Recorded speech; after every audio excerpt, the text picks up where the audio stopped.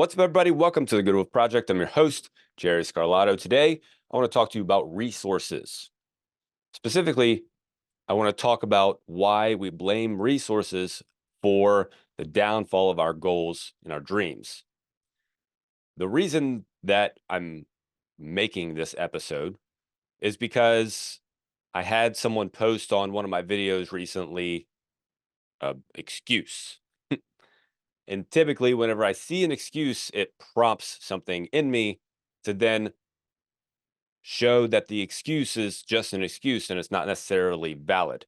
That's not to say that it's not real, but it's not valid. It's two different ideas because an excuse can be real, but it's also an excuse.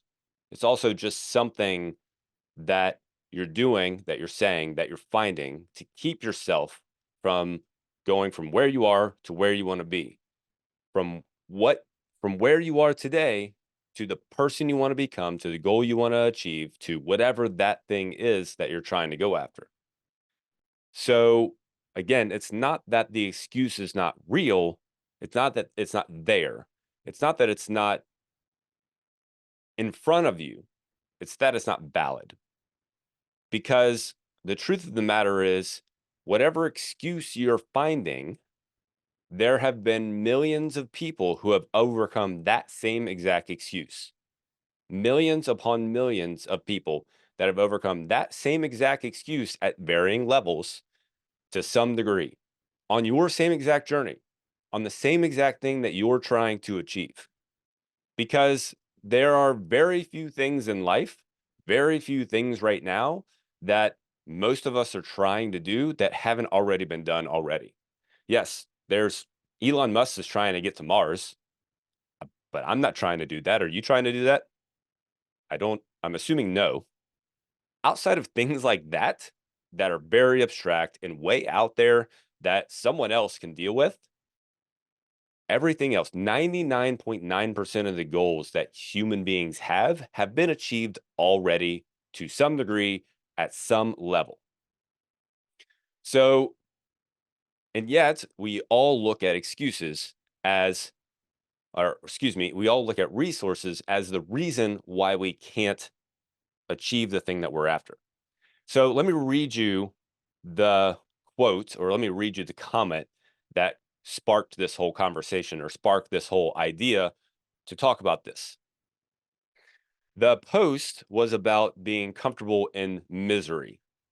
This, if I'd put this video out maybe, I don't know, maybe just Monday of last week or of this week, I think. This is going to go out tomorrow. So yeah, put it out Monday. And the post was about being comfortable in misery and how so many of us don't push ourselves and we're more comfortable being unhappy and unfulfilled than we are actually trying to achieve a goal. And the reason for that is because we know what it feels like to be miserable. We know what it feels like to be unhappy. We know what it feels like to be where we are today. We don't know what it feels like to be over there. We don't know what it feels like to achieve our goal. And we really have no clue what it's like to on the journey there, on that road. That road's bumpy. That road has lots of obstacles. It has lots of cracks that we have to go over. It has lots of bridges that we have to pass. Some of them are falling down that we have to rebuild. And we don't know what that looks like. So we just stay comfortable right here, even though we may be miserable or unhappy or to some degree unfulfilled with what's going on in our life. And the comment that this kid said, because he was a kid, maybe 22 or 23 years old, the comment that he said was, well, that's because we find roadblocks that are truly impossible to overcome. That's because we find roadblocks that are truly impossible to overcome. So in this kid's mind, and and this is not only 22-year-olds that think this way. This is 32-year-olds, 42-year-olds, 62-year-olds, 82-year-olds that have this same exact mindset that there are roadblocks and things that are truly impossible to overcome. Now, again, there are people, millions of people that have achieved the goal that you're after, that achieve the dream that you're after, that have achieved the hope that you have in your mind, or the vision that you have in your mind that you want to go for, that maybe you started to go for, you tried to go for, or you just can't get up the gumption to actually take action on. Millions of people have done it. And those people aren't special. Those people aren't anything special. They're not. I have met people who are my, I have someone very close to me, my brother in law. He's, I don't know his exact wealth, but it is well beyond 8 digits, and it may potentially be 9 digits. I'm not really sure, but there's that. And then I have a cousin who's definitely in the 9 digits, and he may be well into the 9 digits. And this is not, they have specialties that they focus on as far as their attributes go, but they're not any, the specialties aren't anything special. They're attributes. My brother-in-law, he's really good at delegating. That's what he does really well. It's a very basic thing. My cousin, the same thing. Very good at delegating, very good at problem solving. Those two things, very basic. But they take time to develop. You have to develop them. You have to do them often enough to develop them, instead of hit a roadblock and think that it's truly impossible to overcome. Understand, I'm not trying to downplay the roadblock. I'm not trying to downplay the obstacle, because it's real.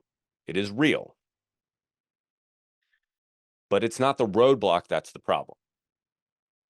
It is your current perspective and your current mindset that is keeping you from overcoming the roadblock. Your current perspective and your current mindset. Your current belief about what you're capable of, and your current belief about what's possible in the world. Those two things came together and they clashed whenever you ran into this obstacle. And that's what's happening. That's what's happening whenever you hit a roadblock that you feel is truly, and I quote, truly impossible to overcome. So if you think again about any journey, from a weight loss journey to an entrepreneurial journey, anybody who sets a goal, all of them start in a resource deficit. All of them do. Every single person that has a goal that they're trying to pursue starts in a resource deficit, meaning that at some level, some of their resources, if not all of their resources, are not as available as they would like them to be. Resources being money, time, energy, people, things that you need in order to actually get the thing done. When it comes to entrepreneurs, money is a big resource that can get in the way and can feel like a huge burden whenever you're trying to move forward. People is another resource, but people is really just a lack of money. When it comes to goals and achieving goals, when it comes health and fitness goals, for instance, time is the thing that gets in most people way. Time is a resource. It is a resource that we allocate whether we know or pay attention to it or not, whether we're conscious of it or not. So every single human being starts in a resource deficit at some level. At some level, they start in a resource deficit. The only difference, this is so important, the only difference between the people who succeed and the people who fail is that the people who succeed overcome the deficit.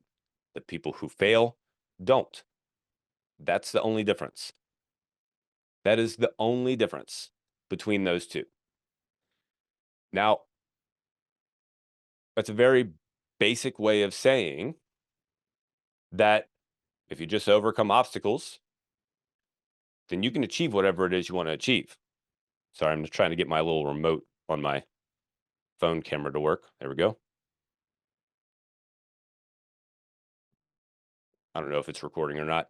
At any rate, it's basically saying that if you just overcome obstacles, then you can achieve the thing that you want to achieve. Part of that is having a high frustration tolerance, which I talked about a couple of episodes ago. making sure not to get frustrated on the small things so that you don't let those things be the reason that you stop. So that you build up this tolerance and you build up this resilience to things that are frustrating, to obstacles that come up. And when a big thing comes up, then you're more resilient to it. Then you actually have an opportunity to overcome it. Then you've overcome enough small things that you can go, well, I can overcome this big thing. I have knocked off all of these small obstacles. Now I can overcome this big obstacle. So the only difference between the person who makes it and the person who doesn't is literally that the person who makes it has closed the gap on their resource deficit. They figured out how to overcome a lack of time, a lack of money, a lack of people, or whatever that is. And the people who didn't figure it out. They didn't take the time to figure it out. They thought that those things were truly impossible to overcome. They were truly impossible to overcome. So, why do we use resources then as a scapegoat? Why do we use those things as a scapegoat for us, for our journey, for our goals? Because presumably, if we start something, we want to achieve it. That is always my base assumption is if you start it, you want to reach it. If you start to improve yourself because you want to have more wisdom, you want to be able to leave a bigger impact, you start to exercise because you want to get stronger, you want to build more muscle, you start to eat better because you want to lose weight. My base assumption is you want to achieve it. That's what I'm assuming. And if that's the case, why do we let resources, a lack of resources, be the scapegoat? There's two reasons why. Because number one, we are protecting our ego. So we're protecting ourselves. Number two, we're protecting our reputation with everyone around us. On the ego side, every human being has an ego. Everyone. Ego literally means self. It literally means that. So everyone has an ego. And anytime you point to an external circumstance as the reason why you can't do something, what you're doing is protecting your ego. You are protecting your ego so you don't feel bad about yourself. So you don't feel bad for not achieving. So you don't feel bad if you don't overcome the obstacle. If you're trying hard to overcome this thing in front of you and you can't figure it out, you play that forward, if you will. You time travel into the future, and this is all subconscious mostly. And you time travel into the future and you go, will it feel good if I fail? And the answer is no. And if the answer is no, then it is easier to look at something else and go, well, it's just because I don't have any time. That's it. That's all. Yeah, that's right. It's just because I don't have any time. I just didn't have the money to actually get started. Yeah, I didn't have enough people around me. I didn't know the right person to go to help me. It's easy to point at things instead of move down the road, be confronted with an obstacle, and fail and not be able to overcome the obstacle. It's easier to do that.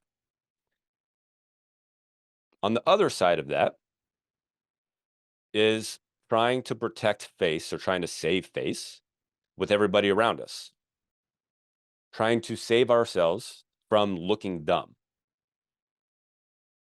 Because human beings don't like to look dumb. They don't like to look stupid. They don't like to look like they're a failure. They don't like to lose reputation with people around them. They don't like to lose their level with people around them. You might be like, well, no, I don't. Well, that's not me. I'm not an egotistical person. Yes, you are. Yes. I don't, and I don't even know you. Maybe I do. I know you because I know you, because I know human beings, because human beings are 90% the same. It is the 10% that makes us unique, that makes us individuals, but human beings are 90% the same. So I do know you. And human beings will protect themselves as much as possible. So when it comes to trying to save face with everybody around you, it's easier to point at something else and point at a circumstance as to why you didn't keep going than it is to point at yourself, or to do it and then to fall flat on your face. And then everyone around you giggles and chuckles and laughs at you because you fell flat on your face. Now, adults may not put it that way. Adults may say, they're just judging me or whatever, but really, adults are just kids and we like to pretend like we're more unique. But that's basically what's happening when people are judging is they're giggling and chuckling and laughing like 5-year-olds. So on one end, we're protecting ourselves. On the other end, we're protecting our reputation with everybody around us. Now, both of those feel right. Well, yeah, I want to protect myself because I want to have confidence that I can do things. And I want to make sure I save face with everybody because, if I lose some of my stature in the tribe, then maybe people won't help me or maybe people won't like me as much. And so that feeling keeps us from pushing ourselves to overcome obstacles, from pushing ourselves to trying, from pushing ourselves to seeing what's going to happen and continuing to push forward instead of pointing at something and going, well, I just didn't, something happened. Kids' soccer practices popped up and just time, time. And the reason that it works is because everyone else does the same exact fucking thing. Everyone else says the same shit. Everyone else goes, "Yep, it's a time thing. I didn't have enough time, I didn't have money, I didn't have the people, I didn't have whatever." Everyone else does it, and that's why it works. That's why we can do it. That's why we can point and we can go, it's that thing's fault because everyone around you will go, "Yeah, man, I had the same thing happen."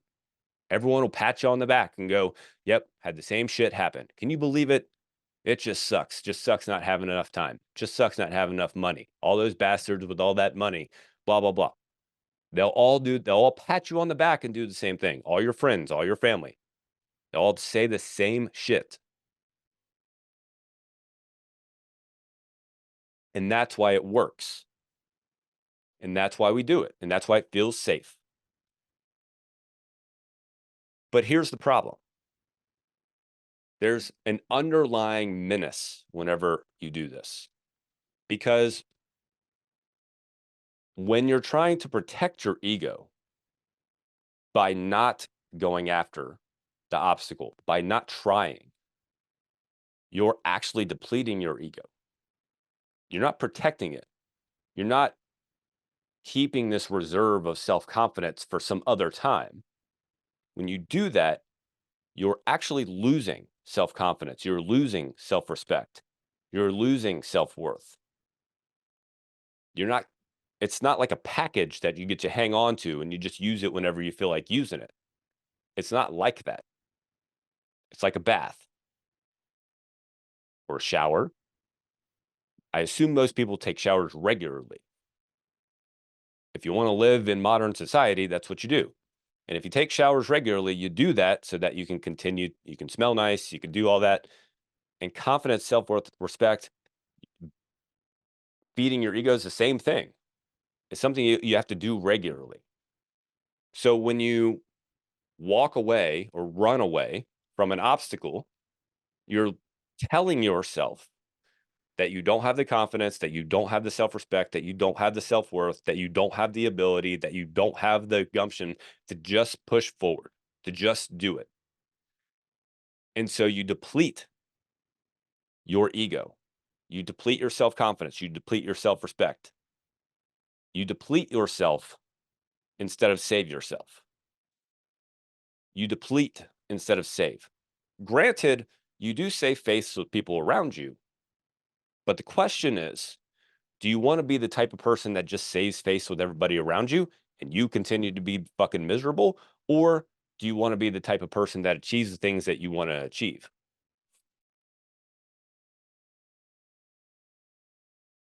If you ask a different question, you'll get a different answer. And that's why it's important to ignore the people around you, to not pay attention to what they have to say, because they have the same excuses. And if they have the same excuses, why in the world would you listen? If you want to be able to achieve it, if you want to do it, if you want to become better, why would you listen to somebody else that has the same excuse that you're trying to give, that you want to give? So that menace will build up over time, and it'll build up and it'll build up until you get to the point where you don't believe in your capabilities to do anything outside of a small range of things like scroll on your phone, turn on a TV, and maybe go cut the grass. That's what's happening whenever you run away, walk away, and turn your back on an obstacle because it's scary, because you think that if you go at it, you're going to feel bad if you don't make it and you're going to look dumb in front of everybody else. Your ego, your subconscious mind, the thing that talks to you that you have to be aware of if you want to be able to make progress, that thing, your subconscious mind, that is what's going to get depleted. That's why when the inability to achieve goals is a mindset problem, not a resource problem. That's why. It is a mindset problem, not a resource problem. It is your perspective and your belief about what's possible. So, how do we start to turn this around? How do we start to shift this so that we can make progress? Because you can become the kind of person that overcomes things. You can become the kind of person that pushes through obstacles. You can do it, but you have to build the habit of doing it. You have to start small, start with a small habit, start with a small obstacle, and build up and build up and build up. That's why the small things are so important, because the small things happen more often than the big things. But most of us just want the big things. If you overcome the small things and you do it over time and you just focus on the 24 hours that you're in, and you overcome all the obstacles in that 24 hours, then there's a good chance that tomorrow, the next 24 hours, you'll be able to overcome all those obstacles. And then the 24 hours after that, you'll be able to overcome all those obstacles. This is the idea of getting 1% better. Did a episode on that recently as well. And that's why it's important to focus on the small things and just focus on that 24 hours so that you can overcome those small obstacles so that when the big one pops up, it doesn't feel as big. And that's what we want to do. We want to become the kind of person that can keep going, that has the habit of overcoming obstacles instead of a habit of running away from them. So here's a very tactical thing that you can do to start to figure out how to overcome these resource issues. Because, like I've said multiple times, I almost knocked that thing over. That would have been fun. As I've said multiple times, the obstacle is real. Yes, you started something, and then all of a sudden, your schedule changed, and time is more restricted. That's real, and yet you can figure it out. I'm certain you can figure it out. I had a client at the facility that I owned for 10 years. She was probably there for 5 of them, had 7 kids, homeschooled 7 kids. 7, homeschooled them, and on average, she trained 3 days a week, sometimes more, sometimes less, but on average, she trained 3 days a week. Now again, we all have a resource deficit, but unless you figure it out, unless you take the time to figure it out, you won't it'll always feel like a resource problem. So we have to start to flip that over and ask if that's true. And it starts with just sitting down and making a list. just sitting down and making a list. So the next time you run into an obstacle, a resource deficit, the next time that happens, which could be today, the odds of that happening today are pretty good.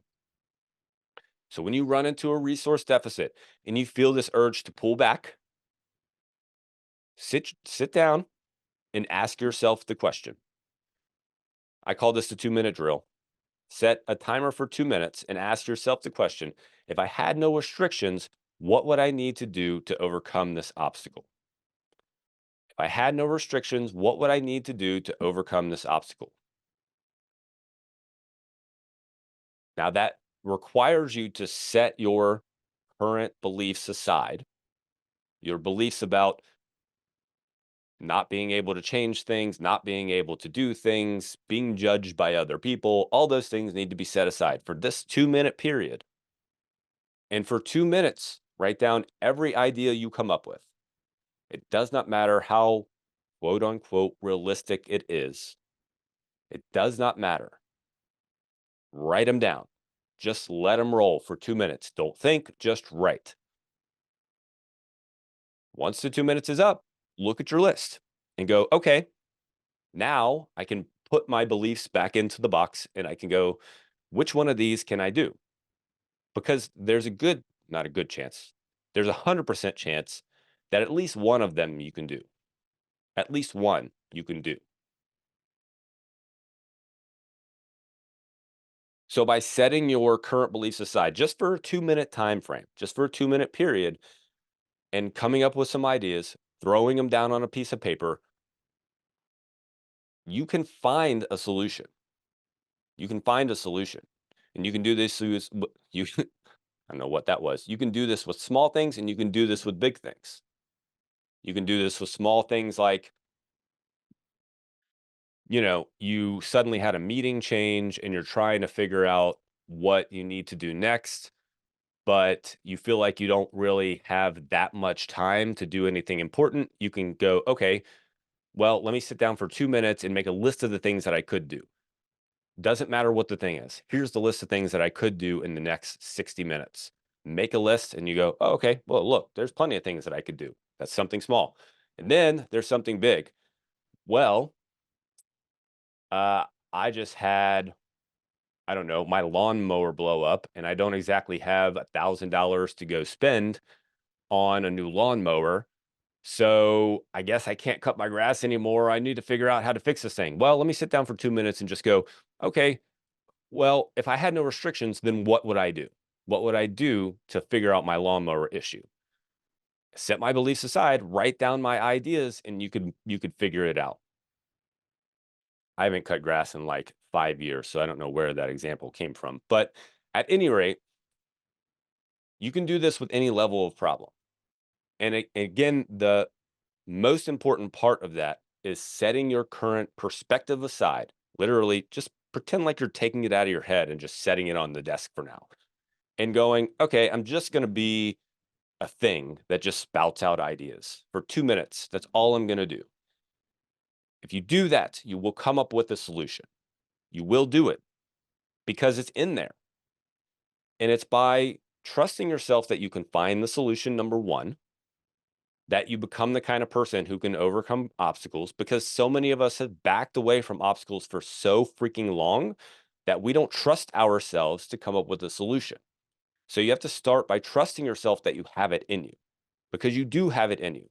The number of people that I have talked to about health and fitness, especially, and how they can start to overcome, most of the time, I don't tell them what they have to do. I go, well, what would you do? Or if you had a friend, what would you tell them to do? And they give me the answer. So it's in there, but you have to set your current perspective and your current beliefs aside. You do that, you will find a solution and you will become the kind of person who trusts themselves that they have the solution and that they have the answer to the problem. And then you have to take action on it. That's the next step. It's an obvious next step, but it's worth pointing out. Once you've come up with the solution, then you have to take action on it, because then you become the kind of person who not only trusts themselves to come up with a solution because you know that you have the solution, you also become the kind of person who takes action and overcomes obstacles. That's when the new habit comes into play. That's when you're creating a new habit. Instead of the habit of running away, you're creating the habit of overcoming. And that's what we're trying to achieve. And that's what we want to do. Remember, this is a mindset problem. This is a mindset problem. It's not downplaying the fact that we all have a deficit that we're working with. All of us do. Every single human being has a deficit that we're working with. The question is, do you want to take the time to overcome it, or do you want to get to the end of life and go, man, I regret not taking more time to figure things out. Make sure that you share this with a friend. I know this was a little deep today, but I think it was very timely because we're just in a time where people don't trust themselves, where we're trying to find truth. We're trying so damn hard to find truth. And yet, if we just look within ourselves, we can find it. We can find it. But we have to start trusting ourselves.